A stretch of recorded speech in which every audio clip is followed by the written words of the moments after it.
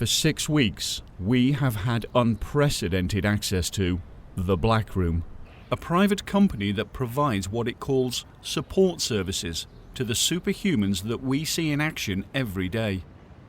Whilst our superheroes receive 24-hour news coverage, we wanted to uncover the unsung heroes, the men and women who work tirelessly in support of our greatest heroes and whose triumphs and defeats affect us all. But we also have questions. How do we know that we can trust this most secretive of organizations?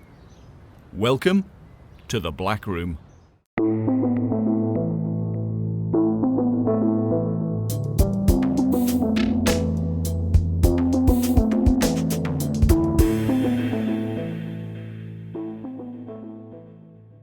Director of Operations for the Black Room is David Dare, formerly the teen sidekick Buckshot of London-based superhero The Marksman. Dare was instrumental in the creation of the Black Room. David, you created the Black Room, but before that you were a superhero yourself, correct? That's correct. Do you miss it? No. Since the Powell Act 8 years ago, more than 11,000 superhumans have registered for government service.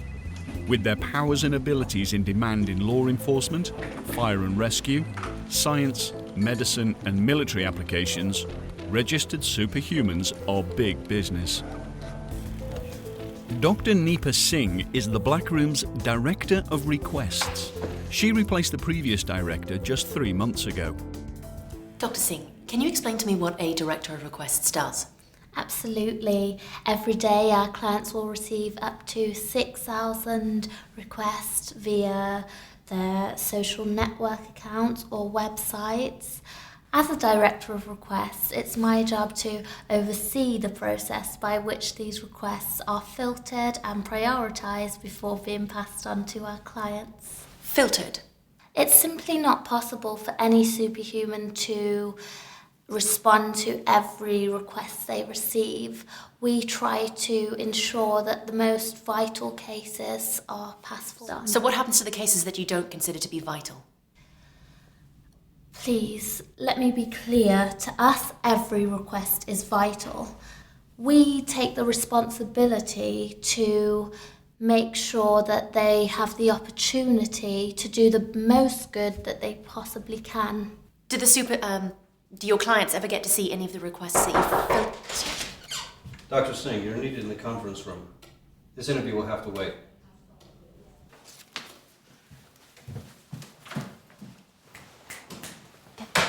Go. The machine does not make mistakes. If it's sent through the request, then the request was valid. Well, downstairs disagree. Downstairs disagree and they are pissed. Well, I'll talk to them. You don't talk to downstairs. As director, I have as much right to You talk have just to as them much right as I say you do, and I say you don't talk to downstairs. I'll deal with it.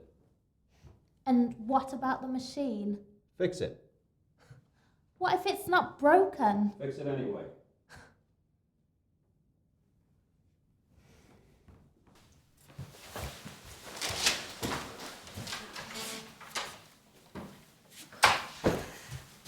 Sorry about that.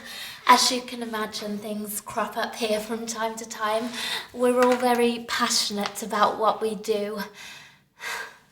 There can be differences of opinion.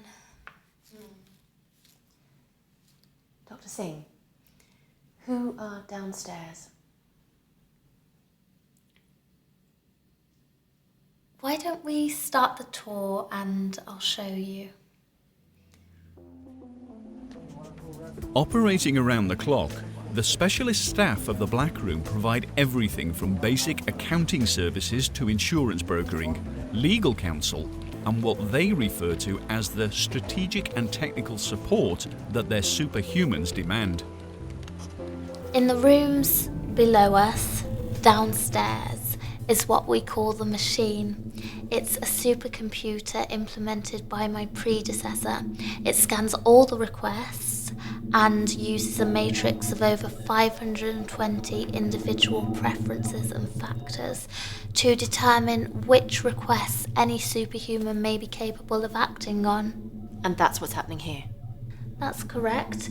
We use randomly selected focus groups to help us determine which of the requests we should forward on. They don't look like they're doing anything. It may look that way, but we're actually transmitting hundreds of cases per hour to these focus groups. That's a huge responsibility. How do you select the right people to be in your focus groups? It's completely random, a zero bias system, similar to jury duty. But jury selection is notoriously unbalanced in some cases and very frequently tampered with. How do you know that you're registering unbiased opinions? Well, that's the beauty of our system. Nobody in these focus groups knows that they are working on requests for the Black Room.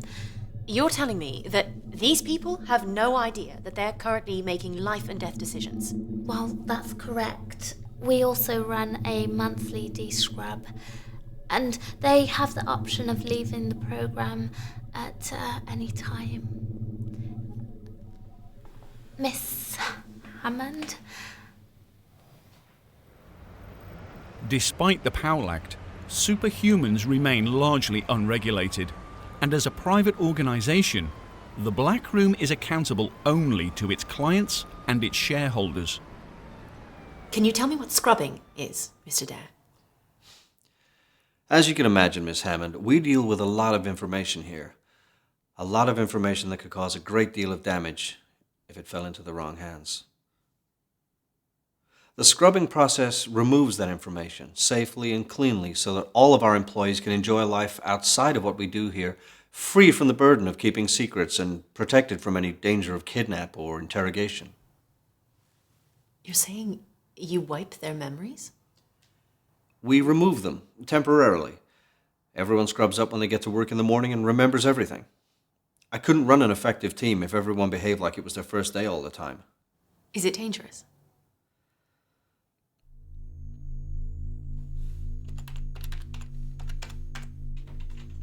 As you can see, the process is quick and completely painless.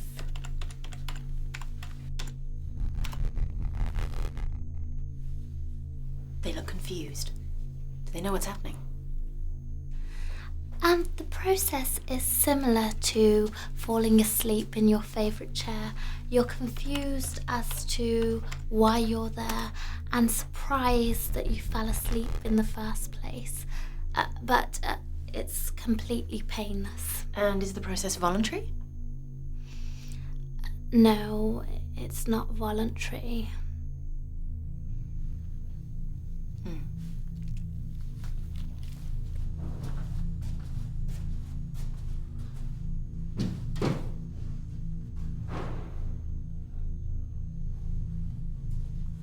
Other businesses have drug tests. We have the scrubs.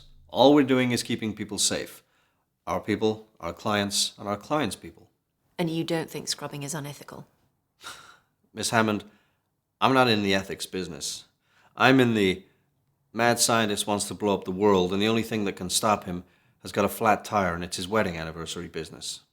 But I'll tell you this, everyone I'm responsible for is safe. They're safe because every crackpot, terrorist, criminal, and scumbag knows there's absolutely no strategic value to my people when they're outside this building. That's what keeps them safe. But 6 weeks from now, you get to walk out of here. No scrub, no search. Don't ask me how you got that deal, but you got it, and here we are. So ask yourself, how much do you think an investigative journalist with 6 weeks' knowledge of the Black Room is worth on the open market? I give you a month. 1 month, looking over your shoulder, doubting everyone you know, waking up every time a cockroach sneezes near you in the night. 1 month and you'll be back in this office begging to be scrubbed.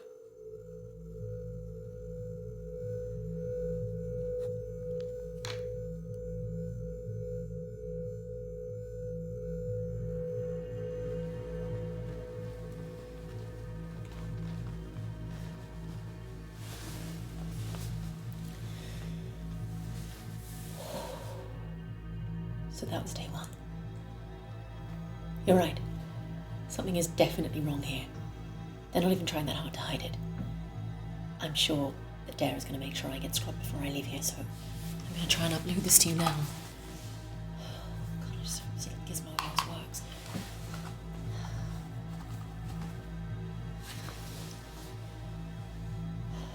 Anyway, I'm going to try and find out who or what downstairs is. There is no way it is a bunch of couch potatoes having their brains washed every day.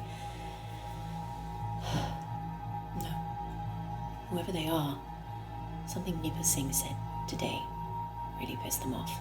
I'm going to try and find out what. Miss Hammond, your transport is waiting, your cameraman's already been finished this scrub. We'd like to get him out here, please. Okay, I'm coming. Miss, we need to clear security before we can get you on that transport. Okay, coming. 1 minute.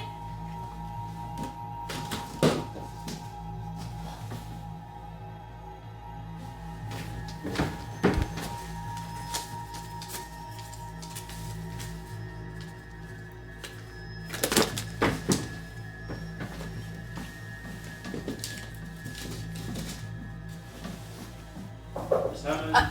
Coming. Love you, baby.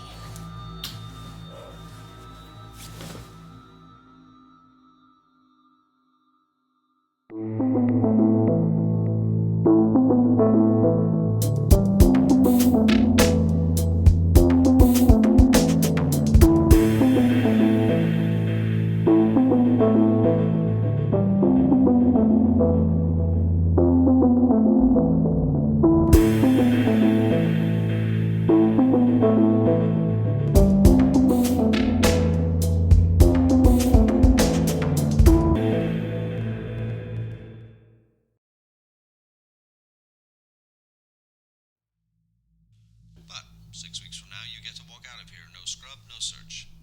Don't ask me how you got that deal, but you got it, and here we are. So I don't understand. That's not me. That can't be me. I'm not a journalist.